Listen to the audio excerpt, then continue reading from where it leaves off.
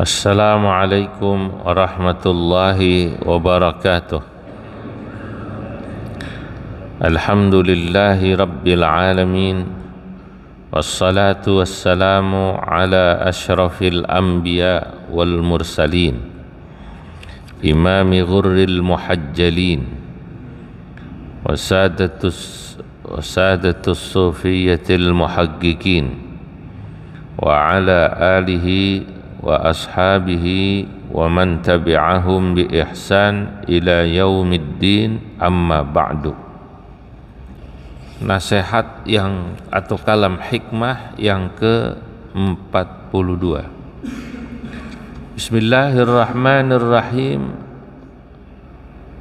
Al-babul khamisu, la tashab man la yanhaduka haluhu wa la yadulluka 'ala Allahi maqaluhu.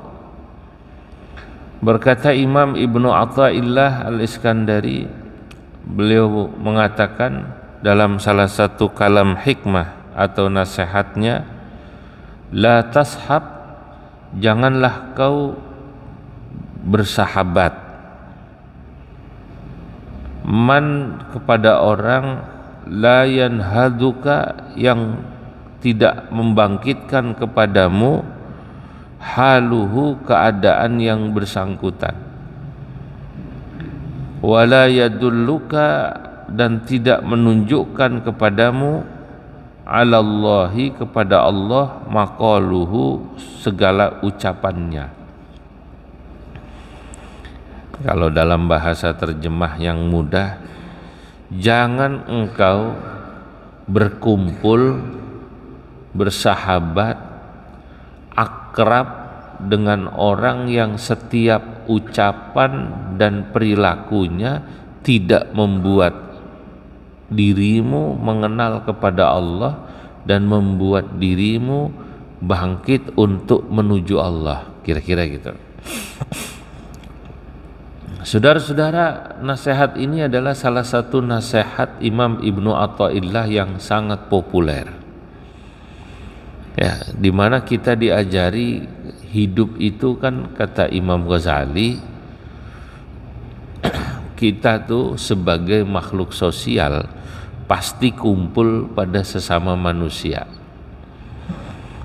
Nah, di dalam kitab Bidayatul Hidayah, beliau membagi, ya, mengklasifikasi orang di sekitar kita itu dengan beberapa klasifikasi. Di antaranya ada orang yang kau layak jadikan sahabat, ada yang hanya kau perlu tahu saja, kenal biasa. Karena memang orang itu ada yang memang kau kenal biasa. Bahkan nanti yang ketiga, ada orang yang kau tidak kenal sama sekali, tapi sebagai manusia kau pasti akan berhubungan, minimal basa-basi gitu ketika ketemu. Akrab tidak, wong namanya beda RT, cuman asal mau keluar saya ngelewatin gang situ gitu. Nah, ini orang hidup itu lain-lain. Biasanya, kata Al-Ghazali, orang yang interaksinya sering yang kenal. Lah, orang kenal ini kalau kata orang Madura, orang yang kenal dengan kita itu, kalau bahasa orang Madura, sifatnya cemacem tak ya? Apa namanya? Cemacem tak ya? Ada yang orang kenal, tahu namanya, sering kumpul di masjid, di pasar, di majelis taklim, di kantor, dan orangnya baik. Selama ini kalau ketemu baik, lisannya baik, antara di depan sama di belakang sama baiknya. Belum pernah kita dengar yang bersangkutan ngejelek-jelekin kita di belakang, apalagi di depan. Yang parah tuh jangankan di belakang, di depan aja ngejelek-jelekin. Kan ada orang yang begitu, ada ya. Nah, lah ini namanya level yang Anda kenal. Nah, maka kalau dalam kitab Bidayatul Hidayah Al-Ghazali mengklasifikasi orang itu dengan sebutan orang yang kau kenal dan akrab, dan kemudian orang yang tidak begitu kau kenal, yang justru biasanya beririsan kuat, intens, itu yang kenal, yang kemungkinan besar kau berbuat dosa padanya dan sebaliknya. Kalau yang nggak kenal Pak, nggak ngomongin, orang nggak kenal. Yang ngomongin itu yang kenal, ngomongin kejelekan kita. Nah, yang ngomongin kejelekan kita itu biasanya yang kenal. Lah, orang kalau nggak kenal kan nggak punya nggak punya kepentingan. Mohon maaf nih Pak, saya nggak hafal masing-masing jamaah ini. Siapa namanya? Ya ada yang kenal, ada yang enggak. Boleh jadi kepada yang saya nggak begitu kenal akrab, namanya aja nggak tahu, gimana mau ngomongin. Dia bininya berapa saya nggak tahu. Nah, tapi kalau yang kenal, saya ngomongin. Oh, si Fulan bininya sekian, anunya sekian, sifatnya sekian. Nah, kan begitu kan? Nah, itulah manusia. Nah, dalam nasihatnya di kitab ini, Imam Ibnu Athaillah ingin mengatakan, ketika kau kumpul dengan orang-orang yang umumnya kau kenal, umumnya ya, atau juga mungkin yang tidak begitu kau kenal, tapi kau tahu saja setidaknya tapi tidak akrab, maka janganlah kau pilih orang untuk kau jadikan sohbah. Sohbah itu tempat kita akrab dengan yang bersangkutan, sering kumpul, orang yang kira-kira haluhu, haliyahnya, perilakunya tidak membuat dirimu menjadi lebih baik, kira-kira gitu. Layan haduka haluh itu kalau bahasa terjemah bebasnya, yang kalau kita kumpul kita nggak jadi lebih baik kalau kumpul sama dia. Wala yadulluka 'ala Allahi maqaluhu, dan kalau kita kumpul sama dia tidak ada ucapan orang tersebut yang bisa kita ambil yang membuat kita lebih mengenal kepada Allah. Nah, tapi kalau ada yang sebaliknya, Masya Allah, kalau saya ketemu kumpul sama dia, ini kumpul aja dah, dia nggak ngomong aja itu perasaan saya seneng Pak. Nah, contoh, ketika bapak-bapak ibu-ibu di masjid, sama-sama sholat ya, sama-sama sholat maghrib, sama-sama sholat isya, sama-sama sholat subuh, mungkin nanti bapak ibu tidak ngobrol dengan dia, tapi keadaan dirinya, haluhu au haliyatuhu, haliyahnya itu membuat kita semangat ibadah. Misal di masjid kita lihat ada orang yang istiqomah Pak. Dia kalau habis sholat fardu pasti sholat sunnah, habis sholat sunnah saya perhatiin dari maghrib pasti baca Quran sampai isya. Kita ngelihat orang yang semacam itu, kemudian bangkit semangat kita, berarti kan kita tergerak gara-gara ngelihat orang itu Pak. Tergerak gara-gara melihat orang itu. Nah, itulah berarti man yanhaduka halu. Orang tersebut telah membangkitkan kepadamu perilakunya sehingga kau ikut menjadi baik karenanya. Yang kayak gini nih, apakah karena sholatnya, apakah karena puasanya, apakah karena zikirnya, apakah karena sedekahnya, termasuk keadaan orang itu akhlaknya membuat kita jadi ngikut. Ada orang tadinya kurang sabaran, kemudian ngelihat perilaku tetangganya, temennya yang sabarnya minta ampun. Berarti orang itu mengingatkan kita, ya Allah, ya orang itu tersentuh Pak, berubah jadi baik itu memang jalannya macam-macam. Ya umumnya ya karena kumpul sama orang umumnya.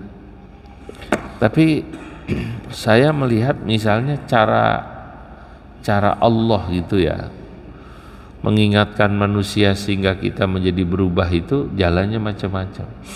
Ada orang tadinya kurang perhatian sama anak, sama istri, sama orang tua, sama adik, sama kakak, sama tetangga, sama temen, kurang perhatian, cuek, egois. Tiba-tiba nonton film gitu ya. Film, Mbak. Filmnya menyentuh. Misalnya film itu menggambarkan seorang anak yang berbakti sama orang tua, atau menggambarkan orang tua yang begitu sayang sama anak, atau menggambarkan seorang kakak yang begitu sayang sama adik, atau sebaliknya, kan gitu kan? Menggambarkan di film itu seorang sahabat yang begitu perhatian sama sahabatnya, seorang tetangga perhatian sama tetangganya. Kita nonton film, habis nonton kita nangis, lalu kita merubah diri yang selama ini kita sepertinya belum yang digambarkan dalam film itu pada bapak kita, pada ibu kita, pada anak kita, pada kakak kita, pada adik kita, pada tetangga kita, pada teman kita. Lah, maka sesungguhnya menurut saya ini juga termasuk bagian daripada kita berubah, keadaan kita berubah, perilaku kita berubah karena tersentuh. Walaupun itu tersentuhnya lewat film. Tokoh yang di film itu aslinya belum tentu seperti yang di film, Pak. Betul apa tidak? Ya, ada orang di film sabar, di film. Tokoh gitu, tokoh, artis di film sabar. Aslinya kadang-kadang sabar apa enggak kira-kira?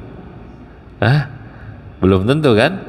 Tapi tidak masalah kalau yang bersangkutan gara-gara nonton film itu jadi berubah sabar, ya bagus.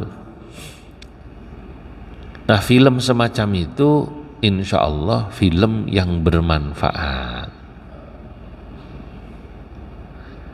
Ada lagu juga sama, nyanyian.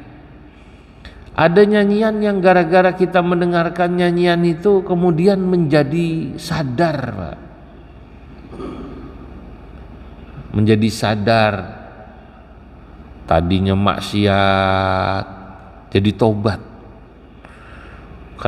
Nah, itu berarti ucapan orang itu membuat kita sadar. Itu makanya disebut wa yadulluka 'alallahi maqaluh. Makanya para ulama, para sufi itu kalau ditanya tentang hukum nonton film, hukum mendengarkan nyanyian, maka beliau akan katakan tergantung isinya. Kalau isinya bagus, membuat dirimu menjadi lebih soleh, yadulluka 'alallahi maqaluhu wa yanhaduka ya haluhu, berarti boleh. Karena yang dilihat isi. Contohnya itu contoh lagu nyanyian yang bikin orang kemudian tobat itu yang sering dilaguin ibu-ibu kalau mau ngaji itu. Jadi orang takut, Pak. Kalimat pertamanya aja nyebut nama malaikat. Bila Israil datang memanggil, gimana Bu? Jasad terbujur di pembaringan. Kalimatnya aja udah nakutin yang pertama. Bila siapa namanya? Israil, udah takut semua orang.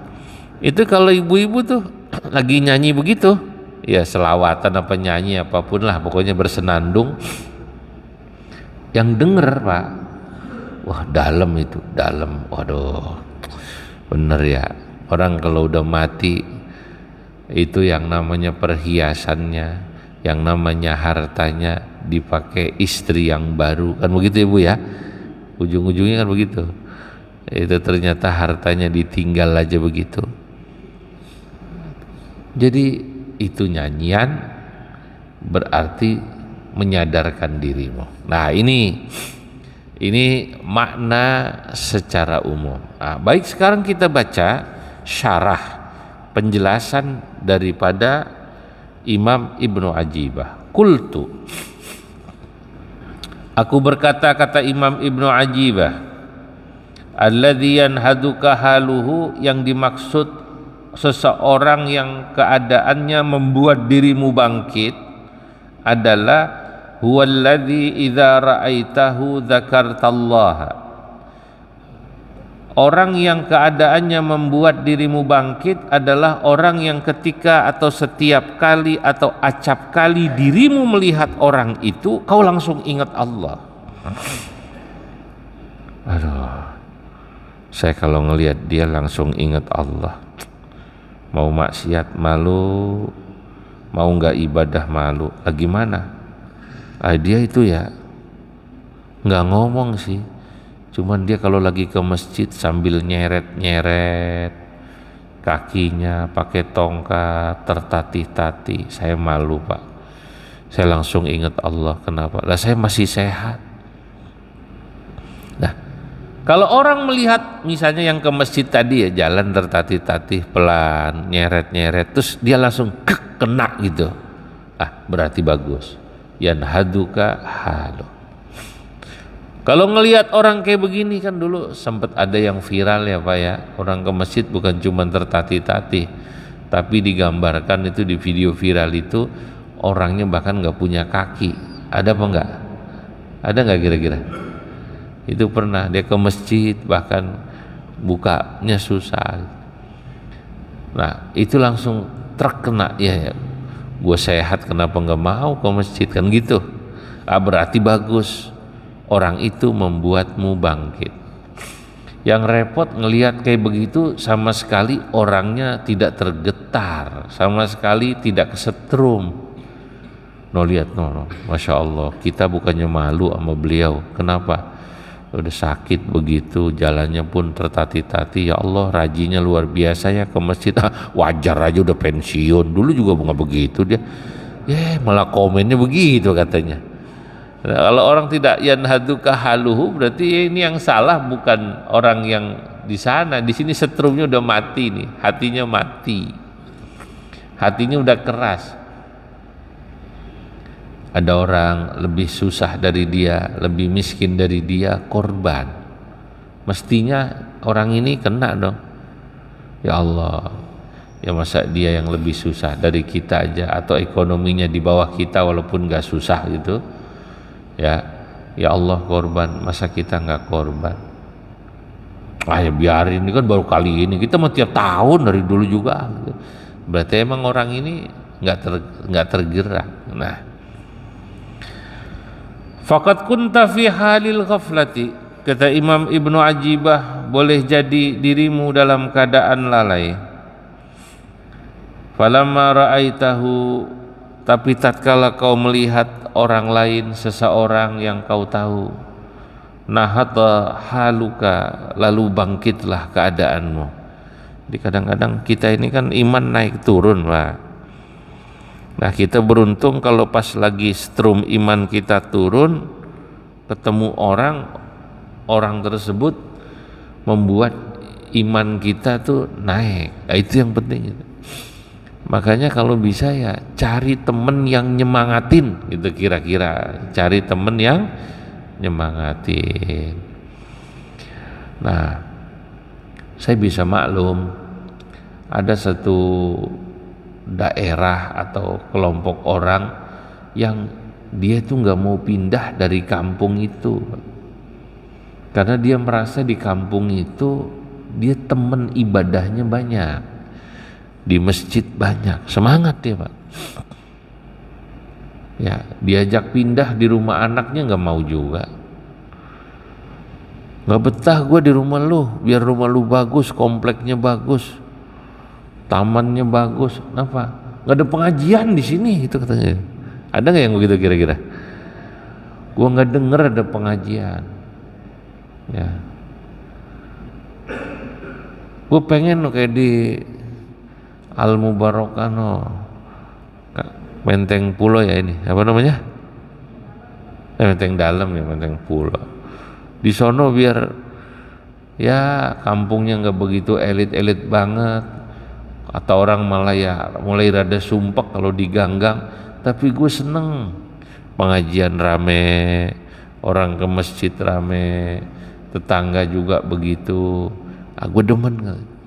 Di sini gue nggak denger ada pengajian, sepi. Di sono alhamdulillah. Kalau udah denger nih orang tua kita tuh baca dustur, Allahumma salli wa sallim wa zid wa adim wa an'im wa tafaddal wa barik bijalalika wa kamalika ala zaini ibadika wa ashrafi ubbadik. Wah, udah mulai ngaji nah, semangat lah. Apalagi kalau ibu-ibu udah mulai tuh sambil nunggu jamaah, bila Israil, udah Israil aja udah. Lagunya bila Israil. Nah, tapi biar begitu semangat lah. Itu emang ada Pak, kampung-kampung yang ngangenin begitu tuh ada Pak. Ya. Jadi orang itu kadang lain-lain ya. Orang kampung yang suruh pindah ikut anaknya di kota, nggak betah dia. Nggak, gue di sini aja kalau kata orang Betawi. Biar rumah gue jelek tapi gue di sini betah, teman ngaji banyak, ya kan gitu. Ngajinya asik gitu ya, jalan bareng. Nah, itu memang berarti orang ini sudah punya teman-teman, kelompok-kelompok apa ya, teman-teman yang keadaannya yanhaduhu, membuat dia bangkit. Jadi falamma ra'aitahu nahadha haluka ilal yaqadhah. Jadi ada orang yang apabila diri kita dalam keadaan lalai lalu melihat orang tersebut, jadi bangkitlah diri kita kepada keadaan sadar. Au kunta fi halatir raghbati, atau boleh jadi sebelumnya kita sebelum kenal orang itu kita ini termasuk kelompok orang yang raghbah, keadaan cinta pada materi. Falamma ra'aitahu, maka tatkala kau melihat orang tersebut, nahadha haluka ila zuhdi, maka bangkitlah keadaanmu menjadi orang zuhud. Ini penting juga Pak, penting juga Ibu. Kadang-kadang kita ini awalnya begitu sangat cinta, sangat materialistis, cinta sama materi. Lalu kita ketemu orang yang bisa merubah sudut pandang kita, mindset kita terhadap materi. Orang itu materi, harta hanya di tangan, nggak sampai masuk di hati. Wah, berarti saya salah selama ini ya. Mestinya kayak dia itu. Kalau materi itu cukup di tangan ya dipakai, bukan kemudian sampai di hati. Orang itu saya lihat ya Allah diutangin orang, nggak dibayar-bayar, biasa aja. Dia bilang kalau memang Allah menghendaki orang itu bayar, pasti dia akan bayar saya. Biarin aja. Kalau dia belum bayar, berarti hakikatnya Allah belum menghendaki uang saya balik. Kita bingung. Loh kok bisa ya begitu ya? Wah, kalau gue paranin, gue omelin, gue datengin, gue lapor polisi misalnya. Lalu dia kemudian ngomong, kau omeli dia, kau lapor polisi, cuma nambah sumpekmu aja. Ya enggak, biar dia dapat pelajaran. Ya kalau bab begitu sih bisa jadi nanti ada kalanya orang yang seperti itu. Tapi kalau kau mau silakan, kalau saya enggak, cuma nambah capek. Lalu orang itu membuat kita berubah memandang materi. Nah, orang kayak gitu deketin, temenin, suhbain, Itulah makna daripada nasihat ini. Ini panjang ya. Saya singkat sekarang, saya potong-potong. Walladzi yadulluka 'ala Allahi maqaluhu, adapun orang yang ucapannya bisa menunjukkan dirimu kepada Allah, huwallazi yatakallamu billahi wa yadullu 'ala Allahi wa yaghibu amma siwahu. Yang dimaksud ada orang yang ucapannya menunjukkan dirimu kepada Allah adalah orang yang apabila dia berbicara disertai Allah. Maksudnya apa ya? Ya dulluka billah. Ucapannya itu selalu billah ya. Dasarnya dasar yang datang dari Allah. Bisa Quran, bisa hadis, bisa ucapan-ucapan orang soleh. Sehingga kalam atau kalimat atau ucapan yang keluar dari mulutnya itu semuanya kalam hikmah, Pak. Gak pernah mengumpat, gak pernah nyakitin orang. Jadi bicara secukupnya. Nah, ini yang susah ini. Nah, orang yang kayak gini ya yang perlu kita cari. Guru termasuk, kalau itu diantaranya guru yang semacam ini yang kita cari.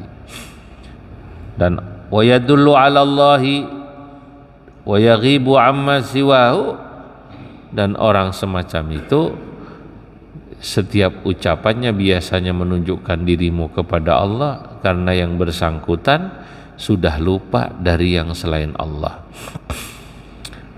Hadirin, sebenarnya nasihat ini makna dalamnya dalam tradisi sufi, kalau kau mau mencari mursyid, carilah mursyid yang bisa membuat dirimu bangkit menjadi lebih baik, dan carilah mursyid yang setiap ucapannya menunjukkan dirimu kepada Allah sehingga kau meninggalkan yang selain Allah. Ini sesungguhnya walaupun beliau pakai bahasa tashab suhbah, itu artinya kalau kau mau carilah mursyid yang kau harus dekati, suhbai, yang kau harus belajar yang seperti ini. Maka bapak-bapak, ibu-ibu, biasanya dulu itu dalam tradisi tasawuf, orang itu biasanya mencoba mencari mursyid, guru spiritual gitu ya. Selain sekedar sahabat, kalau tadi kan dalam konteks umum maknanya sahabat ya Pak ya, teman di masjid itu tadi, betul, cari teman yang membuat kita lebih baik, yang omongannya bisa kita ambil hikmahnya. Tapi makna lebih dalam daripada nasihat ini, nah inilah sesungguhnya makna di mana seorang al-murid, orang yang ingin mencari jalan kepada Allah, dia harus mencari mursyid. Ya, kira-kira gitu. Mencari mursyid. Ini pesan lebih khususnya. Ya, cuma memang ya namanya mursyid ya sekarang ini terutama di kota-kota ya tidak begitu diartikan secara khusus, tapi nanti bagi orang yang sudah ngaji secara mendalam, sudah punya wiridan-wiridan tertentu, dia itu ya akan mencari mursyidnya yang bisa diikutin semua ucapannya dan perilakunya bisa ditiru. Itu kira-kira gitu. Itu namanya mursyid. Right. Kalau kita sungguh-sungguh minta kepada Allah, biasanya Allah akan menunjukkan, ya Allah, pertemukan saya dengan seorang guru spiritual, mursyid, yang bersangkutan, guru tersebut, perilakunya, ucapannya, nasihatnya bisa membuat saya lebih mengenal dirimu. Nah, biasanya nanti Allah akan mempertemukan. Nah, gitu loh, biasanya Allah akan mempertemukan. Nah, makanya di sini dikatakan was-suhbatu, istilah suhbah fi tariqit tasawufi, dalam jalan ilmu tasawuf, amrun kabirun fis sayri, adalah satu perkara besar dalam tradisi perjalanan ya ke tasawuf, kesufian seseorang. Ya, fi ilallahi, dalam rangka menuju Allah. Hasba ma jarat bihi adatullahi ta'ala wa hikmatuhu, ya sebagaimana telah berjalan adatnya Allah dan hikmahnya. Ya, ini mulai saya baru masuk mendalam dari sisi tasawuf. Saya memang bapak-bapak, ibu-ibu, tadi saya menjelaskan nasihat ini yang sifatnya umum dulu. Secara umum ya tadi kita cari teman, cari sahabat yang bisa membuat kita lebih baik, kan gitu. Itu makna umum. Nah, sekarang barulah karena nasihat ini adanya dalam kitab Hikam. Hikam itu kitab tasawuf, baru saya akan menjelaskan apa yang dijelaskan oleh Imam Ibnu Ajibah. Nasihat ini sebenarnya dari sisi tasawuf adalah nasihat sangat penting. Bagaimana kita kalau mau menuju jalan Allah itu harus bersuhbah, menemani, mendekati, berkumpul dengan orang-orang yang tepat. Kenapa? Karena sunnatullah, kata Imam Ibnu Ajibah, yang sudah berjalan dari zaman dulu sampai akan terus hari kiamat, begitulah cara Allah membuat hambanya kenal padanya. Biasanya Allah akan mempertemukan hamba tersebut pada orang-orang yang baik, yang sudah mengenal Allah lebih dulu, gitu loh. Gampangnya ngomong, ketemu guru yang pas, kira-kira gitu. Dia bakalan ketemu guru yang pas. Nah, hatta qala ba'duhum, sehingga telah berkata sebagian ulama, man la syaikha lahu fasyaitanu syaikhuhu. Barang siapa orang yang tidak punya guru, tidak punya syekh yang menuntunnya menuju Allah, biasanya nanti setan yang jadi gurunya dia. Nah, itu kenapa harus cari guru mursyid. Jadi suhbah di sini kalau makna lebih khususnya ya tadi dalam rangka menuju Allah, cari guru yang pas. Wa qala akharu, dan berkata sebagian yang lain, ya, al insanu kasyajaratin nabitati, manusia itu Bapak Ibu perumpamaannya kasyajaratin nabitati, laksana pohon yang tumbuh fil khalai, ya di tempat yang sepi. Fa illam taqta wa talqam kanat dzakara, ya ini ada yang mengartikannya bukan kadzaka, kanat dzakaratan, la'allaha lahjah maghribiyah. Ini kayaknya kata pentahqiq ini ucapan bahasa orang Marokoan. Al maqsudu minha annaha kadzakari la tahmilu thimar wa laysat kal ummi allati tahmilul aulad. Fasyajaratu allati la tuqlamu wa tajdzibu fahiya dzakara ay la faidata minha wallahu ta'ala a'lam. Manusia itu seperti pohon yang tumbuh di tempat khala itu ya tempat yang tidak ada yang punya. Kalau nggak dipotong ya nanti nggak berbuah, nggak ada yang ngurus. Ya, pohon mangga Pak itu atau yang lain itu duren atau apa Ya kalau nggak ada yang ngurus, nggak berbuah. Pohon itu berbuah karena dia ngurus. Kira-kira gitulah. Itu padi jadi keluar padinya karena diurus. Kalau nggak diurus itu ya jadinya rumput. Nah, guru itu seperti orang yang ngurus diri kita. Kita jadi berbuah itu karena ada guru yang ngerawat kita, yang nata. Maka orang-orang yang sudah mengenal dunia tasawuf, biasanya dia setiap kali mau melakukan sesuatu, dia akan tanya gurunya, Pak. Datang ke rumah guru, Assalamualaikum guru, ya kira-kira gimana ya, saya terima apa enggak? Saya ini sesuai keputusan MK yang sekarang diputuskan bahwa sistem pemilu tertutup apa terbuka, Pak? Wah, apal banget ya. Calak apa nih calak ya? Sistemnya terbuka. Ya, saya ditawarin nyalon katanya. Ya, kalau kemarin tertutup, saya kayaknya khawatir nanti di nomor sepatu, nomor apa namanya? Sepatu di bawah ya kan. Kalau nomor peci di mana namanya? Di atas.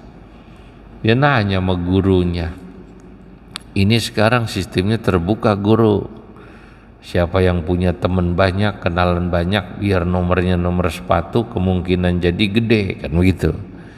Gak ada, yang penting teman banyak. Menurut guru saya sebaiknya nyalon apa enggak gitu. Jadi kalau orang zaman dulu mau nyalon aja nanya guru.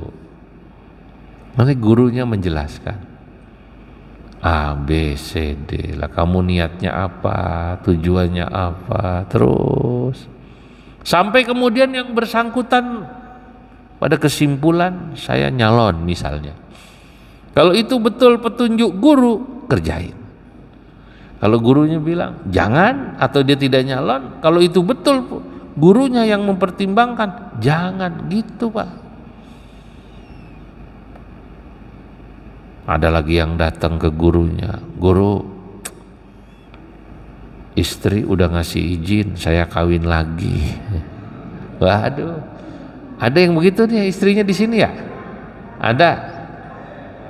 Istrinya yang mana Pak Haji? Tadi ngomong gitu. Ini mencontoh bulah ya, nggak usah serius. Ini suaminya soalnya datang ke Priuk ngomong begitu. Istri katanya udah ngizinin. Menurut guru sebaiknya saya gimana, kawin lagi apa enggak?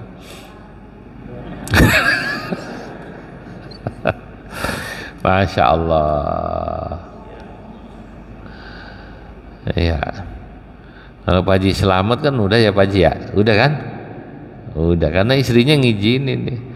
Udah almarhumah ya. Ngizinin. Gurunya ngasih nasihat. Ada orang mau pensiun dini atau berhenti dari usaha, pengen memperbanyak ibadah, nanya guru juga. Kalau kata gurunya jangan, ente masih muda, usaha aja nggak apa-apa. Sebab kata Imam Bahauddin An-Naqsyabandi, dirimu, jasadmu kumpul dengan manusia, yang penting hatimu kumpul dengan Allah. Dunia cukup di tanganmu, Allah di hatimu. Saya baru pulang dari Uzbek, ziarah lagi ke Imam Bahauddin. Imam Bahauddin itu ya An-Naqsyabandi, itu salah satu thariqah tasawufnya itu semua muridnya nggak boleh ada yang nggak punya keahlian pekerja. Dia baru menerima murid kalau muridnya udah belajar dulu kerja. Kamu belajar apa? Nanem. Kamu apa?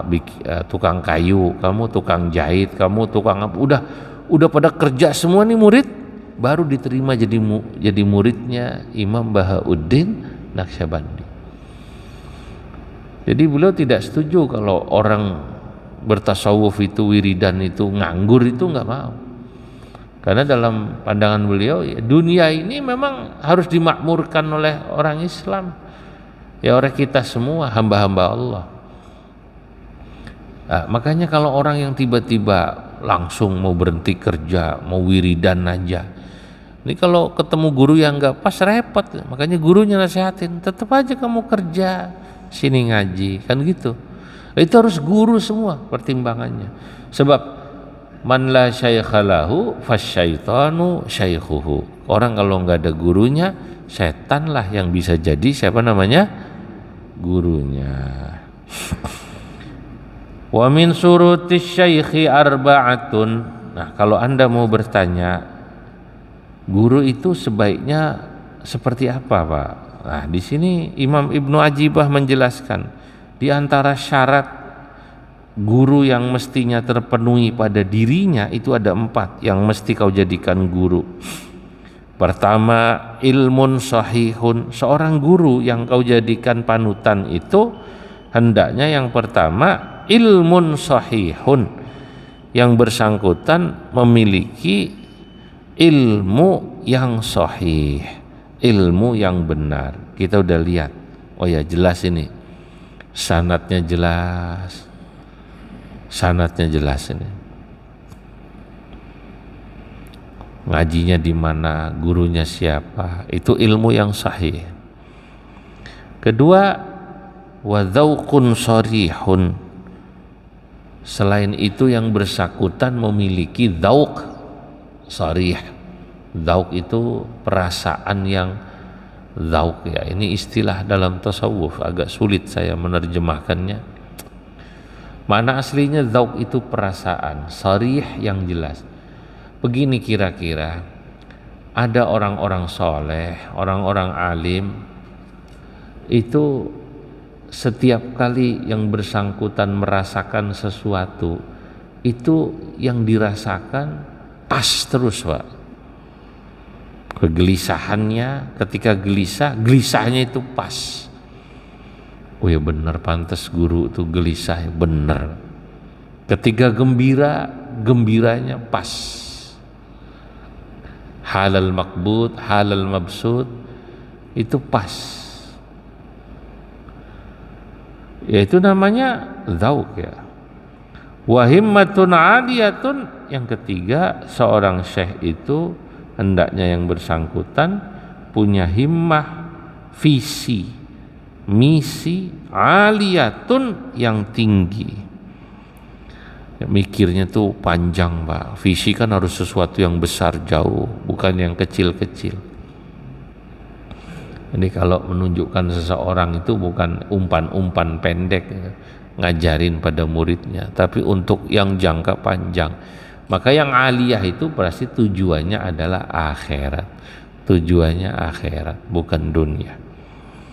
Baru yang keempat, wahalatun mardiyatun. Seorang guru yang layak kau jadikan guru, syaikh itu syaratnya yang keempat, keadaan atau halah yang bersangkutan mardiyatun, diridhoi Allah. Perilakunya tidak ada yang tercela, kira-kira gitu. Kalau kita lihat, wah ini guru nih top. Kok top gimana? Gue udah lihat sendiri, ini mau guru bener, gue jadiin guru, orang pinter. Maksudnya gimana? Daun aja dipegang jadi duit sama dia. Nah orang kita ini kan ya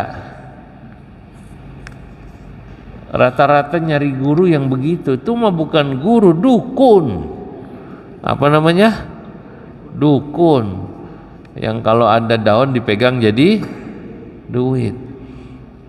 Tapi dia sendiri masih minta duit sama kita. Ya, dicipoa loh. Cipoa tahu ya? Dia apa namanya? Dikerjain, ditipu. Kalau dia masih butuh duit minta sama kita, ya berarti bukan guru. Ya kalau kata dia sendiri megang daun jadi duit, apa langsung jadi banyak? Sini duit dimasukin kotak, keluar lebih banyak. Ya dia dulu aja yang kaya, betul apa tidak? Nah ini kan orang-orang kita memang masih gampang yang kayak gini. Nah Halatun mardiyah, keadaan yang kau sukai atau diridhoi itu yang memang perilaku yang bersih. Kalau tadi katanya megang daun jadi duit, bisa terbang, sholatnya di Mekah, makanya nggak pernah kelihatan Jumatan di sini, nggak pernah kelihatan sholat, karena sholatnya di mana? Di Mekah. Lu aneh-aneh aja lu gitu. Yang kayak begini ini bukan syekh. Ya. Kalau udah ngaji katanya malam sampai jam 3. Ngobrolnya entah apa, tapi subuh nggak pernah sembahyang. Ada itu pengajian yang begitu, bilangnya pengajian, bilangnya apa namanya? Pengajian. Udah nggak usah yang aneh-aneh, Pak. Cari guru yang bisa diikuti. Kalau ada orang bilang gitu, Nabi saja, Nabi Muhammad SAW, para sahabatnya, para wali itu semuanya ya keadaannya keadaan yang normal, karena memang muridnya yang model kita ini orang normal semua, supaya bisa diikutin, supaya bisa apa namanya diikuti. Baik, rubbama kunta musian fa arakal ihsana minka suhbatuka ila man huwa aswa'u halan minka wallahu a'lam bissawab. Bismillahirrahmanirrahim. Allahumma salli wa sallim ala sayyidina Muhammad fil awwalin wal akhirin wa barik wa radiyallahu tabaraka wa ta'ala an sadatina ashabi rasulillah ajma'in. Allahumma anfa' bima 'allamtana wa 'allimna ma yanfa'una wa zidna ilman wa yaqina. Rabbana hab lana min azwajina wa dhurriyyatina qurrata a'yun waj'alna lil muttaqina imama. Wa sallallahu ala sayyidina Muhammad wa ala alihi wa sahbihi wa sallama walhamdulillah rabbil alamin.